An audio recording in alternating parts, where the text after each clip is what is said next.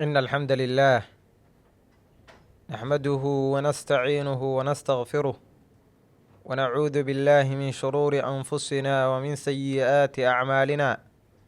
إنه من يهده الله فلا مضل له ومن يضلل فلا هادي له، وأشهد أن لا إله إلا الله وحده لا شريك له، وأشهد أن محمدا عبده ورسوله. يا أيها الذين آمنوا اتقوا الله حق تقاته ولا تموتن إلا وأنتم مسلمون. يا أيها الناس اتقوا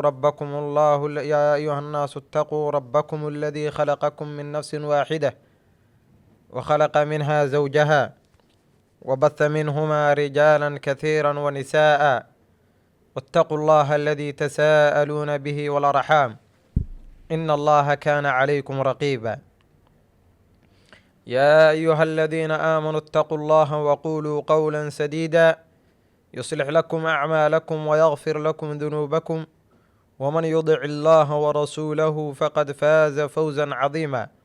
أما بعد، فإن أصدق الحديث كتاب الله، وخير الهدي هدي محمد صلى الله عليه وسلم، وشر الأمور محدثاتها، وكل محدثة بدعة، وكل بدعة ضلالة، وكل ضلالة في النار. أما بعد، أعاذني الله وأجارني الله مني وإياكم. أما بعد، أيها الإخوة والأخوات، فموضوع كلمتنا اليوم موضوع كلمتنا إنه وحي كصابسان تهي التحذير من الغفلة وذكر أسبابها وعلاجها. وحي كصابسان تهي موضوع كلمتنا إنه غفلة إن لقد دكتوناده لموق يهي إلهي سبحانه وتعالى إيا مالنتا آخره iyo asbaabteeda inaan ka dheeraadno, asbaabta keenaysa khaflada iyo daawadeeda iyo cilaajkeeda inaan sheego ayaan rajaynayaa. ama saddexdaas ayay ka kooban tahay. alghafla walaalayaal, alghafla waa sifatun madmuuma alatii damaha allahu warasuulah. waa sifo aad iyo aad u xun oo ilaahay subxaanahu wa tacaala iyo rasuulkiisu ay dhaleeceeyeen. allah subxaanahu wa tacaala wuxuu noo sheegay khafladu inay ka mid tahay min sifaati alkufaar waalmunaafiqiin, tilmaamaha ay ku tilmaaman yihiin gaalada iyo munaafiqiinta. ilaahi subxaanahu wa tacaala wuxuu nagu sheegay fii qur'aanih asagoo ka warramaya gaalada: yaclamuuna daahiran min alxayaati addunyaa wahum can alaakhirati hum gaafiluun. waxay fiirinayaan oo ay eegayaan gaaladu daahirka, yaclamuuna daahiran min alxayaati addunyaa, adduunyada daahirkeeda iyo dhaldhalaalkeeda iyo qaruurkeeda ayay fiirinayaan. wahum can alaakhirati hum gaafiluun, aakhiro way moog yihiin oo way ka dheeraadeen oo way rumay diideen oo way inkireen oo way moog yihiin. ilaahi subxaanahu wa tacaala wuxuu ku leeyahay fii qur'aanihi alkariim isagoo tilmaamaya in ay ka mid tahay min sifaati almunaafiqiin. wuxuu leeyahay: waidaa qaamuu ila asalaati qaamuu kusaala yuraa'uuna annaasa walaa yadkuruuna allaha ilaa qaliila.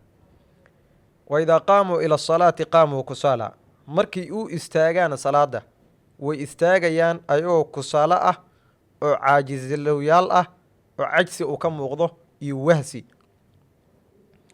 yuraa'uuna annaas walaa yadkuruuna allaha ilaa qaliila, waxay istutusayaan dadka oo ismaqashiinayaan oo hal lagu arko ayay u samaynayaan iyo damac adduunyo ayay ku raadinayaan.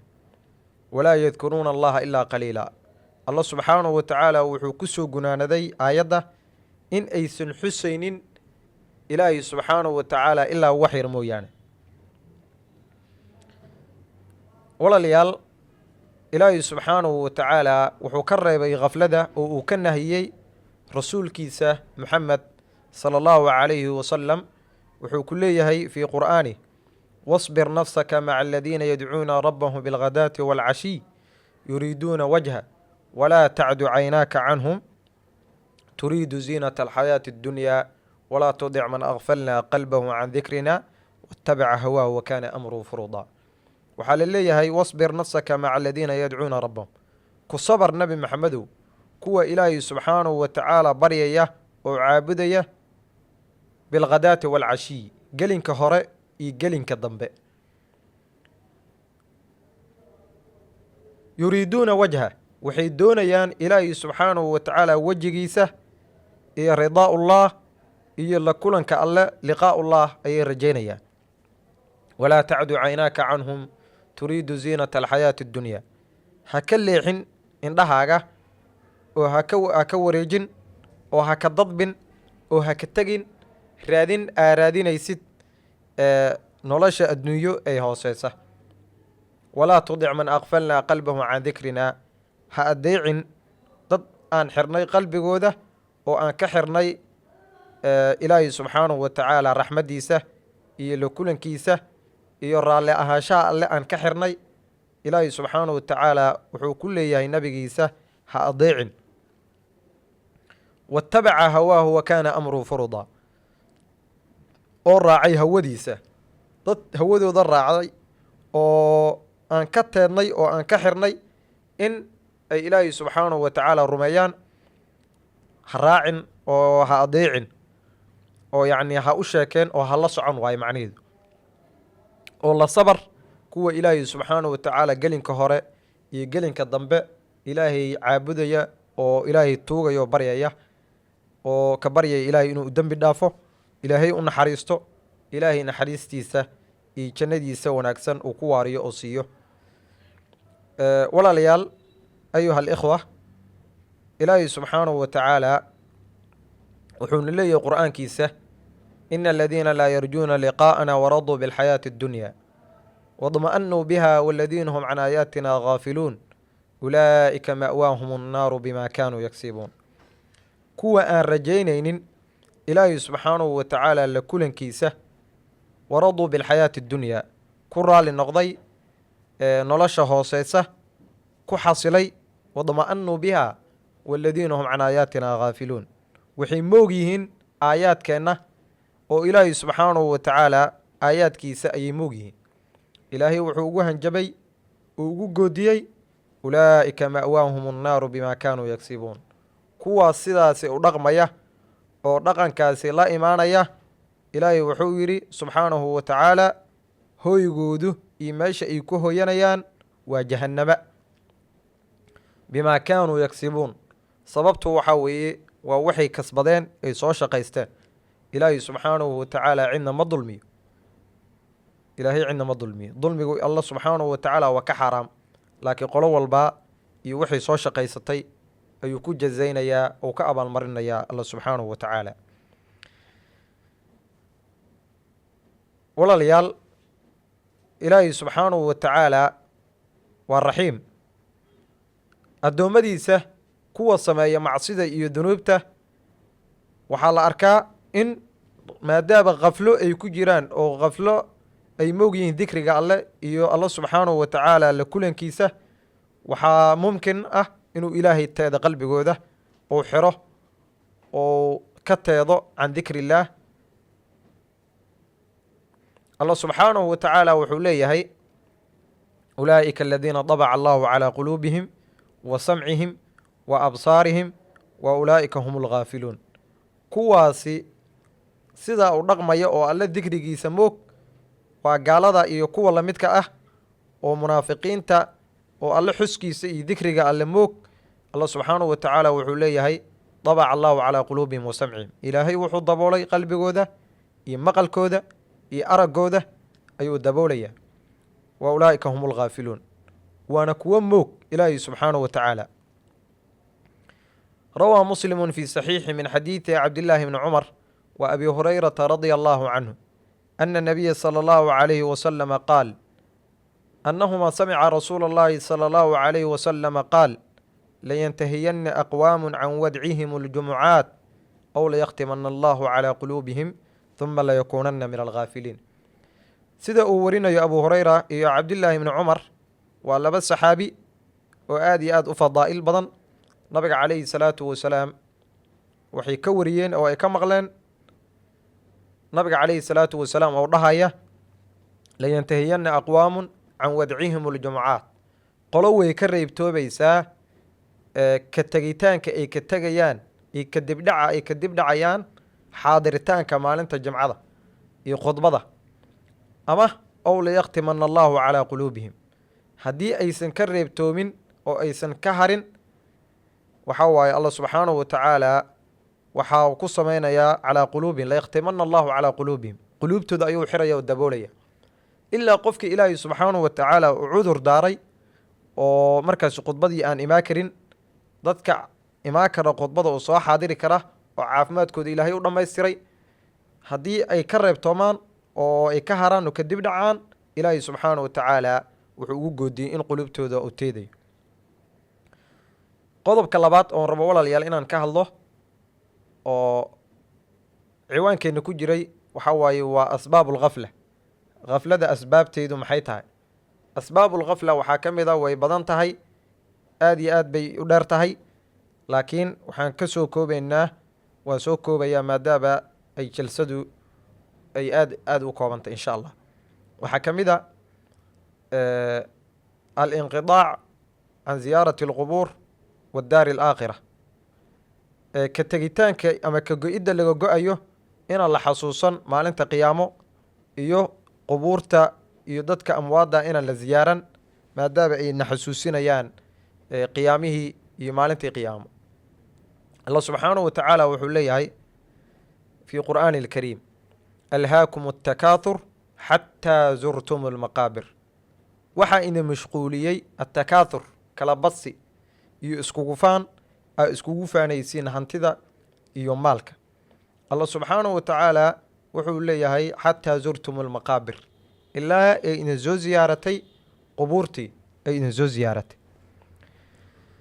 alimaam ibnu kathiir calayhi raxmat ullah fii tafsiiri hadihi alaaya qowluhu alhaakum attakaathur, isagoo macneynaya xataa zurtum almaqaabir, wuxuu leeyahay ashqalakum xuba addunyaa wa naciimaha wa zahratiha can dalabi alaakhira wa ibtigaa'iha wa tamaadaa bikum dalik xataa jaa'akum almowt wa zurtum almaqaabir wa sirtum min ahliha.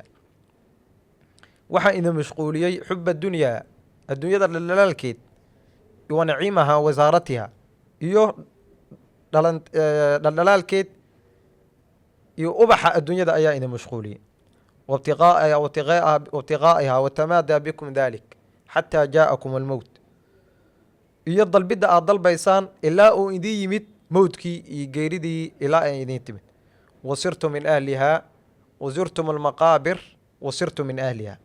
aayadahan ayuu macneynayaa, wuxuu leeyahay wazurtum almaqaabir wasirtum min ahliha, qubuurtii ayaa idin soo ziyaaratay kadibna waa ka mid noqoteen ehelkii qubuurta. waana laa shaka in laga mid noqonayo dad ahlu qubuura inaan dhammaanteen noqonayno. walaalayaal,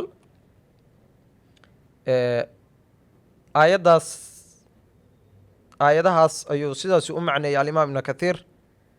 waxaa ka mid a alinqidaacu can majaalis اdikri wa cadami almuxaafada.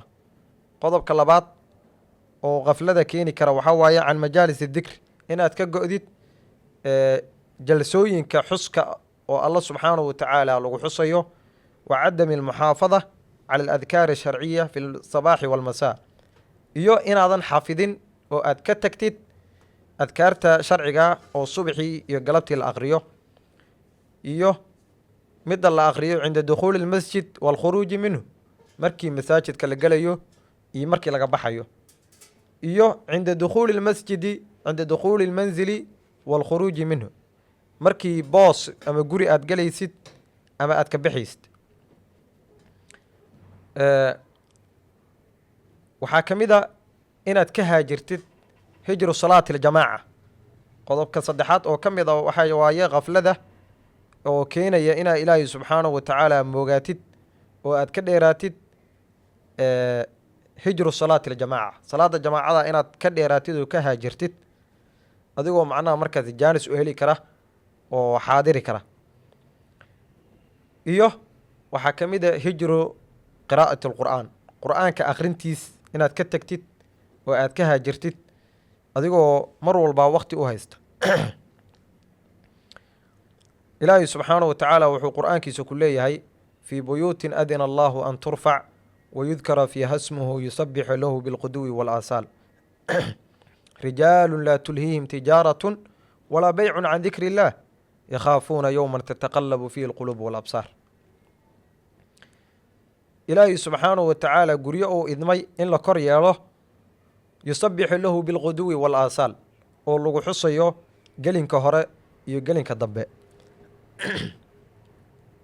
ilaahay subxaanahu wa tacaala wuu sheegay yaa xusaya rijaalun laa tulhiihim tijaaratun walaa beycun can dikri illaah, rag ilaahay subxaanahu wa tacaala aysan ka mashquulinayn xuska alleh, tijaaratun can dikri illah walaa beyc, dikri iyo ma ka mashquulinayso, tijaaro iyo beyc ma ka mashquulinayso. yakhaafuuna yowman tataqallabu fiihi alquluubu walabsaar, waxay ka baqayaan maalin quluubta ay rogrogmanayso iyo indhaha ay khushuucayaan. waa yowm alqiyaama. walaalayaal, qodobka saddexaad oo aan rabo inaan ka hadlo waxaa ka mid ah ama waaye waa cilaaju lghafla. khaflada maxaa lagu daaweeyaa? khaflada waxaa lagu daaweeyaa waa asbaabihii hadda aan dhehayna laga dheeraado, oo asbaabaha keenaya in laga dheeraado oo qofka khafle inay ku dhacdo cagsigeeda waaye. waxa weye kow alla subxaanahu wa tacaala inuu qofka qur'aankiisa aqriyo, qiraa'atu lqur'aan bitadabbur, qofka inuu alla qur'aankiisa aqriyo isagoo ku tadabburaya. waxaa ka mid ah inuu ilaaliyo salaata jamaacada oo xaadiro. waxaa ka mid ah in qofka qubuurta u ziyaarto. nabiga calayhi salaatu wasalaam sida uu warinayo oo yacni uu soo saaray akhrajahu muslim wabnu maajah min xadiidi abi hurayrata radia allahu canhu ana nabiya sala allahu calayhi wasalama qaal akhiruu dikra haadimi ladaat, badiya midda macmacaanada jarta xuskeeda ama xasuusteeda inaad badisaan isku daya oo sameeya. yacni almowt waa mowdka iyo geerida ayaa loola jeedaa. warawaa muslimun fii saxiixih min xadiidi abi hurayrata radia allahu canhu ana nabiya sala allahu calayhi wasalam qaal zuuru lqubuur fainaha tudakirukum alaakhira. wuxuu leeyahy nabiga calayhi salaatu wasalaam qubuurta ziyaarta waxay xasuusinaysaa aakhiro, ayay idin xasuusinaysaa. nabiga calayhi salaatu wasalaam sida uu soo saaray alimaam axmed fii musnadih wuxuu leeyahay nabiga calayhi salaatu wasalaam low taclamuuna maa aclam ladaxiktum qaliila walabakaytum kathiira wamaa taladadtum biاnnisaa'i cala alfurushaat wala kharajtum ila asucudaat taj'aruuna ila allah. nabiga calayhi salaatu wasalaam wuxuu leeyahay haddaad ogaa laheedeen waxaan ogahay oo aad garan laheedeen ladaxiktum qaliila walabakaytum kathiira, wax yar ayaad qosli lahaydeen, in badanna waad ooyi lahaydeen oo waxaa idinka dambeeya oo macnaha ayaad soo xasuuso laheedeen.